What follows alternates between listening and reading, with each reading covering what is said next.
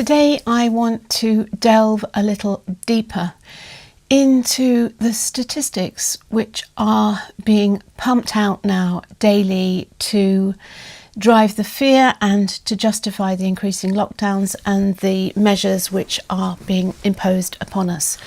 And I don't think many people do delve into the statistics, the headline statistics that we are being told, but I think it's really, really important for us to understand what is being used to justify what is going on and to shine some light into the truth of the reality of the whole COVID situation. Okay, I'm using ScreenFlow to record this, and I'm going to pull up here, this is theguardian.com, 20th of October 2020, and this is their roundup of the coronavirus statistics, and their information is based on the government statistics. So here we go. The first graph here is the number of new corona cases per day in the UK. And you can see from this graph, here we are, there's a curve in April, May and June, which mirrors the initial stage. And this is up here, the alleged second wave, which is happening. So from September, you'll see it's climbing steeply in October, and we now have 18,804 new coronavirus cases per day. Scary, isn't it? Looking at that graph. Wow, definitely there's a real problem. There's a definite second wave on the way if you look at this graph. Okay, so let us look a little bit further down here, and I quite like The Guardian because they do give a lot more detail than just headline statistics. So how much of the second wave is due to more testing? So this is a graph now which shows the UK testing, and you'll see that in March, April, May there was very little testing and more tests were done in hospitals. So on the 8th of April there were 14,423 tests done in hospitals and 5,865 were positive. But look here, look at how many more tests in the community are being done. Now, if you are open to these things, if you've seen the videos, you will have seen the army on the streets in places like Birmingham going from door to door and handing out tests to people at random, saying, here's a coronavirus test, do it and send it off. So what we're seeing here now is 307,388 tests. This is the 19th of October. 307,388 tests. And here is the level of those that are positive. So this is positive tests, not cases. In the earlier graph, we are told cases, 18,804 cases. That's the headline figure. But here we go. This is actually positive tests. Can you see the correlation in these two lines? The massive increases in testing and the increases in positive tests.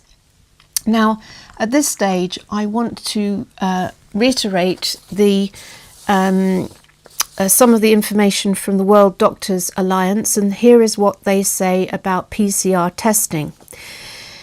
Testing false positives. PCR tests cannot be verified for accuracy as there is no gold standard against which to check them. The virus has not been purified. PCR tests cannot detect viral loads and are prone to false positives.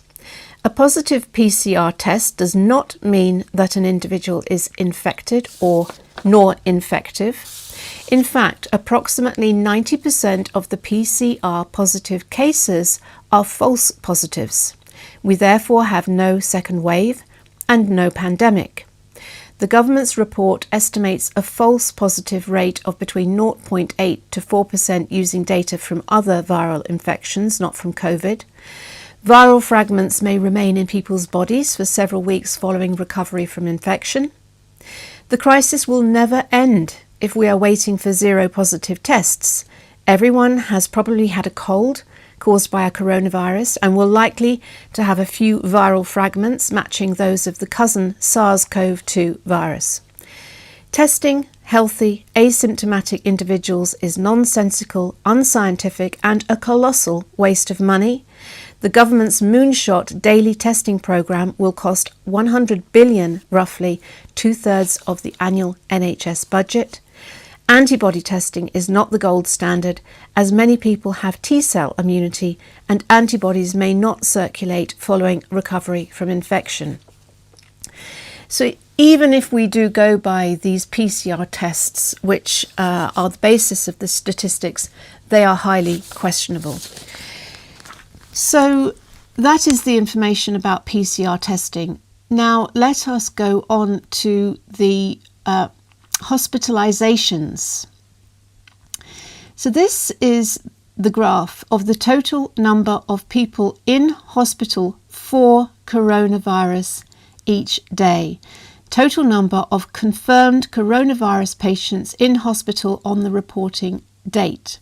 And here you can see that in April, May, June, July, August, September, October, it starts to creep up, and now it's at 5,608.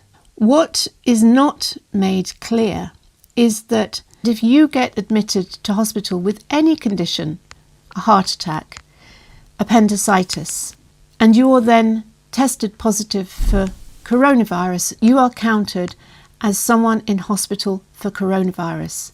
So once again, these statistics are hugely misleading, and once again they mirror that curve of increased testing. So we have to be really careful here about being frightened by this second wave. So we have 5,608 people in hospital who have tested positive for coronavirus. So 5,608 people out of a UK population of 60 million. A tiny, tiny, tiny proportion, and not necessarily people who have been hospitalised because of COVID. And now let us look at the UK number of coronavirus deaths per day. Here's the statistics, and March, April, May, June, you see a massive drop. And now it's climbing, and now we have 80 people per day, bearing in mind that 9,600 people per month die in the UK, and we have 80 people per day dying of coronavirus. So the key thing to understand about this statistic, number of coronavirus deaths per day, this is the annotation underneath. These figures count people who have tested positive for COVID-19 and died within 28 days of their first positive test. So let's have a look at what the World Doctors Alliance says about death certificates. The majority of people who died had significant comorbidities such as Alzheimer's, cancer, cardiovascular disease and diabetes. Counting death certificates with a mention of COVID as being a death caused by COVID is a gross misrepresentation of the facts and has vastly over-exaggerated the death toll. The rules for the signing of death certificates have been changed solely for COVID by the Coronavirus 2020 Act. Doctors do not even need to have physically seen the patient in order to sign death certificates. Autopsies have virtually been banned, no doubt leading to misdiagnosis of the true cause of deaths and also reducing our understanding of the disease itself. Worse still, care home staff who largely have no medical training are able to give a statement as to the cause of death. COVID was put on death certificates merely on the suspicion of people having COVID. This may well be unlawful, since it is a crime to falsify death certificates. People who die within 28 days of a positive PCR test are deemed to have died from COVID, even if they die in a car crash or from a heart attack, clearly over-inflating the death toll. So once again, we are being driven into fear because 80 people per day at the moment are dying because COVID is mentioned on their death certificate. It's a tiny, tiny amount, and if you consider 320 people die every day in this country. The people who tested positive of coronavirus are included as a coronavirus death. So we have to be really, really clear about these death figures which are being pumped out by the government to create fear. The final thing that I want to have a look at is the UK map of cases.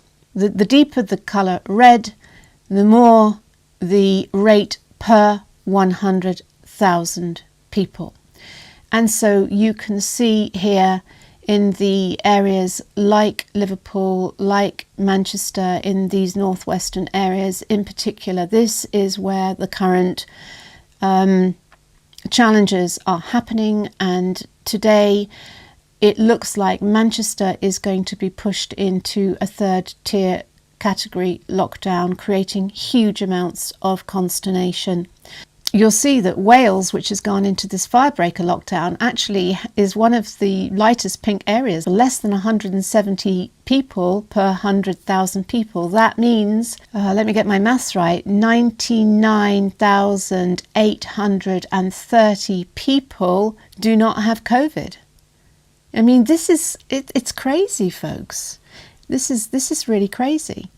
So here we go. We've got more than 850 people per 100,000 in the deep red areas, which means that 99,150 people out of every 100,000 have not tested positive for coronavirus. Now, I want to just bring up here, let me just see if I can just shrink this along and bring up here the map of the general election results of 2019.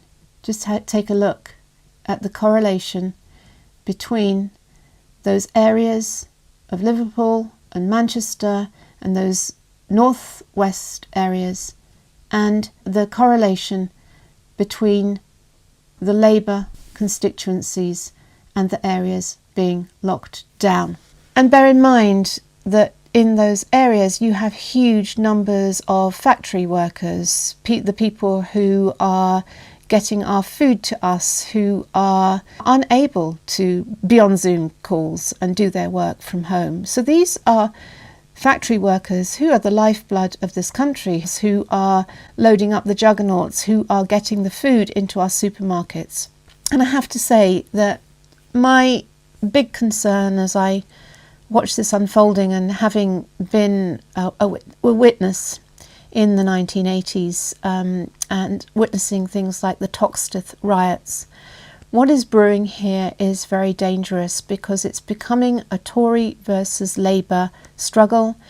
It's stoking the conditions for uprisings. Already lots of people in Liverpool are speaking out, lots of people are defying the ban, all the gym owners in Liverpool. We're creating the conditions for a civil war in this country.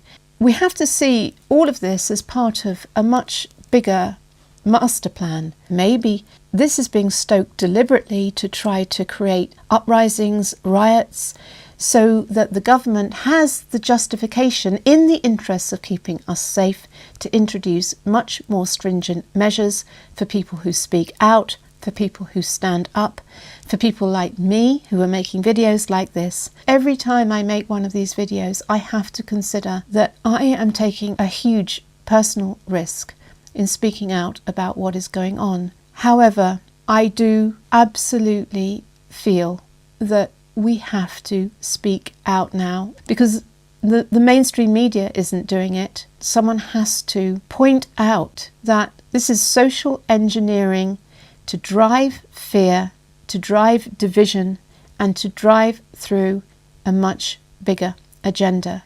So just in conclusion, it's clear that these statistics which are being pumped out daily are distorted and are being used to generate fear, to drive a much larger master plan.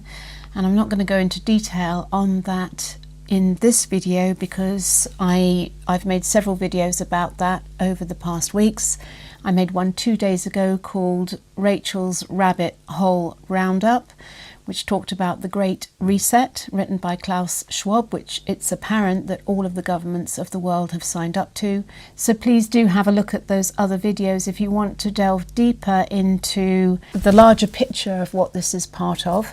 You will note that I don't include any keywords in the titles of these videos nor in the descriptions, specifically because I don't want to get banned by YouTube or Facebook. It's clear that big tech is linked into big pharma for this bigger global reset, which is why there is so much censorship now and suppression by the big tech platforms of this content, because if enough people speak out, it's going to derail this master plan. So I am relying on you to share this video to get this information out so we can create conscious awareness to what is unfolding right now. So sending you lots of love. Have a wonderful day. Bye for now.